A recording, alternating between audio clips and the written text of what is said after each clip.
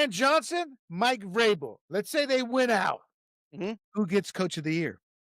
Mike Vrabel, Why? because Mike Vrabel came into a new team just like Ben Johnson, but the one thing that he did is he had to correct a lot more issues.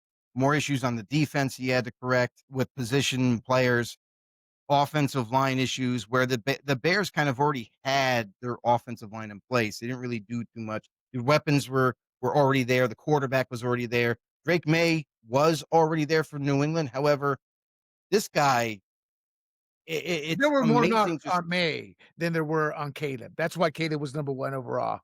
But I honestly, get I had it the other way around. When I was doing my scouting, I had Drake Maye above Caleb Williams. Caleb Williams he wasn't over Jaden Daniels in my book. I didn't have Caleb Williams really high on mine. I had him in the top 4, I think.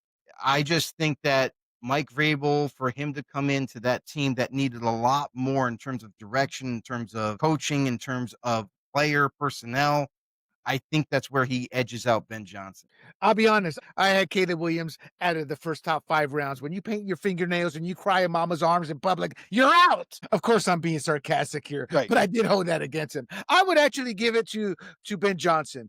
And I'm not saying that I'm right, but I look at that division, Packers, the Lions, and before the Vikings fell apart on paper, they were supposed to be competing. Abel is facing the Jets twice, the Dolphins twice. Now, that said, the reason I'm not saying, hey, I'm absolutely right in my thought process is because those are 2 divisions where it doesn't really matter what the record is. A lot of the times they play each other tough, especially with the Dolphins and Bills. And that's how I would look at it. Because look, Green Bay, they've been up and down, but some people say, hey, that's a Super Bowl contending team. The Lions, Super Bowl contending teams. And you don't hear anything about that in the East Division going into the season outside of the Bills. So there's various ways to look at it. But like you said, let's see how the season plays out. Hey everybody, this is Big John from Grumblings Media, and I just want to say thank you for watching our content. If you want to support our efforts here at Grumblings Media, just smash the subscribe button right here, totally free, or just go ahead and consume more of our great content.